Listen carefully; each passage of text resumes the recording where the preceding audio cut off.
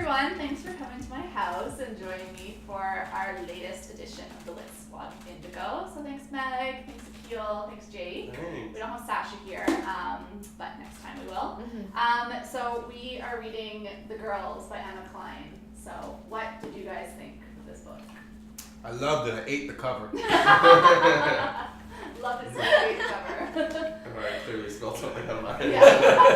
I know, mine looks like brand new compared to yours, and you've had yours less time than I had mine. This is Evie at the beginning of the story. This is Evie at the end of the story. What did you guys think of this book, first of all? You go first.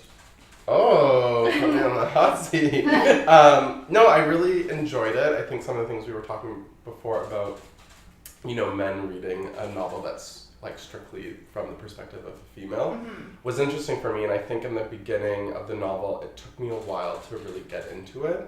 Yeah. Didn't really know where it was going. And my philosophy with like movies and books and stuff is I try to know as little about it before reading it because I just don't want to spoil it. So I was just like a little bit confused because like the setting and the era that it starts in and then where it goes to. And I think I was saying to Megan, like probably until about page 80 where then I just couldn't stop reading. But what was it that sunk you into it towards like the middle part of the book? Was it was like those questions? I think just seeing her spiral out of like her family life and where she was headed. And then I was just like completely like nervous for her because she wanted to impress everyone so much that she was willing to it was uncomfortable. Yeah. And I was like, something really bad is going to happen to her. And that's why I kept reading because I was like, how's this going to end? I want to say for me, I was scared to read the book simply because I knew it had something to do with the Manson murders. And I was like, I don't know. I was trepidatious, but I think the author did a really good job of not making it about the murders, making it about the girl. She kind of foreshadowed a bit about the murders, and she did a good job of painting the picture. But I always thought I would find out more about the murders, and was kind of glad I didn't. Right. And it kind of just stuck with Yeah. her perspective of the people who conducted the murders, Yeah. and not necessarily that night. How did you identify with, like, as another female, her character? Like, Yeah. did you, because I'm the same, like, I was very independent, and, like, I was told, like, the same things. My parents made sure that I was, like, an independent female. I would say I was the same, raised to be independent. Divorced family as well, so I was like the mom to my brother. Yeah. But that being said, the first thing that came to mind was I'm a people pleaser at the same time, and that is something that I'm trying to recently just trying to like kind of step back from and just focus on what I want. But that is interesting because I don't know necessarily if she's a people pleaser. I know she's just trying to figure out who she is, trying to identify with something or someone and feel like she belongs, and that's the biggest thing, right? Like, you do things because you want to feel like you belong, and she wasn't identifying with the life that she was living with her mom and her dad, and even though, interestingly enough, when she went to go live with her dad, remember that whole, like, she got... Tamar? Yeah, Well, that was the point like I was trying to make because I felt like the moment in which she went and stayed with her dad, and my mom had a similar experience growing up where like her mom, her biological mother, wasn't very nurturing and motherly, and then when my grandparents divorced, my grandpa's like new wife, she had a huge influence on like my mom, and I felt like when Evie went to go stay with her dad and Tamar, like Tamar really was like influential in a way, like she kind of really bonded with her because she's like, oh, it's interesting to see a woman treat my dad as a human and like kind of like put him down and joke, and then she was like, this is how you use makeup, and like there was like little components. It was heartbreaking actually, just to see how much she wanted, I think, a normal life and a normal family, and felt like she had that, but then still had this draw to this life that was mystical almost, right, with the cult, but and not being able to shake it so much, and so still running away to it. Like Emma Cline wrote about the character, she said, I don't know what like the context was, but she says, in terms of Evie, she goes, I knew just being a girl in the world handicapped your ability to believe in yourself. Ooh. Which was like really like strong for me as a guy, because I have a 15-year-old sister, and I was like, is that how girls feel? Like they're automatically like at a disadvantage just because of their gender? Like 100%. no, but I know that, but it was just like hearing it and like through that character and her just thinking experience. about like literally, I don't want to talk politics, but Trump and Clinton, right? If you're not a 45-year-old white man, you automatically feel that way. You have a disability. And then on top of that, being a woman, it's just there's a reason why we still have a wage gap. There's a reason why we have to seem demure and yet strong, or poor like Hillary Clinton, like getting called out for being cold, but she's like when she's emotional. Nasty woman.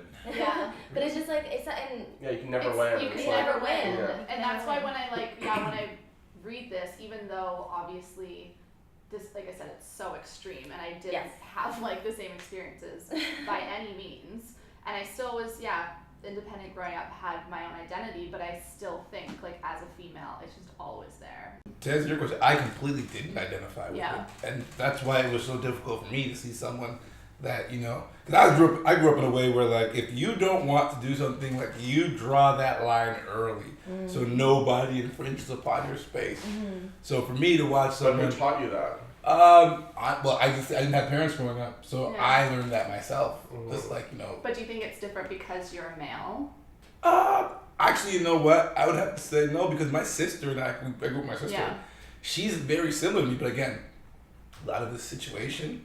Yeah. No, like that was 30, 40 odd years ago, maybe longer, and I think, I don't know, to me, I was just jarred by it, like just how malleable some people can be on their internal position to things. Yeah. Because it's foreign to me. Like I stand, like I plant my flag in the ground, and I'm standing here. So it was interesting.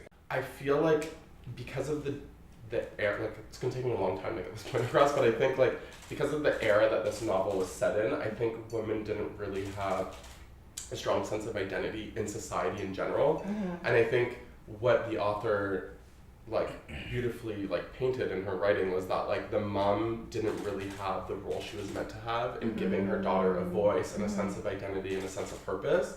But I think how she kind of mirrored that was like in the daughter looking at the mom and saying like, look at you, like you're willing to date the guy just because he has money, you have like no spine in your back, like you're just willing to do whatever to please my father even though he's cheating on you.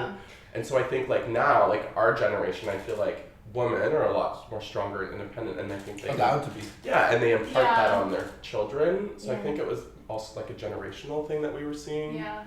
And one thing I noticed about her life, there was no area where she excelled in. No.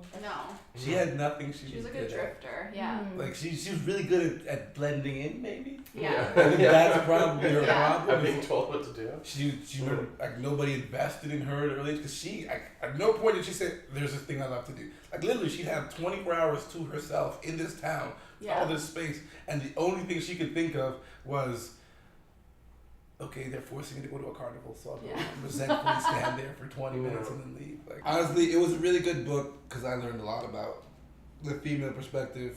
Just like I don't ever think I placed myself inside a young woman's head. I just find it interesting because as like females, we're always reading about men and like you don't even think about it really. Yeah. But when you ask guys, and it's not anything bad, but like when I asked Damien, he's like, like I never really read books where it's like a first person female point of view. Do you feel like you have an interest to read more books with a female person? I'd like to read a book from because I've read that now. I'd like to read a book from a very strong adult female perspective. I got some for you. The juxtaposition. Because I've got some goodies. Yeah, that was hard to read at times. Just learning that's how we. Actually, it'll be interesting. We'll create a list. Alright guys, that was great, but I gotta go post photos. Thanks for coming, guys. As always, thanks for having me. Thanks for having us. I love your place. Thanks. I'm glad you guys. I'm a backhand. You're like Connie. I'm just Peter. You're Connie. Good to see you. Honestly, thank you for letting us come to your home. Oh, no worries. Like this, by the way, if you're watching. Yeah, please like, follow, and subscribe.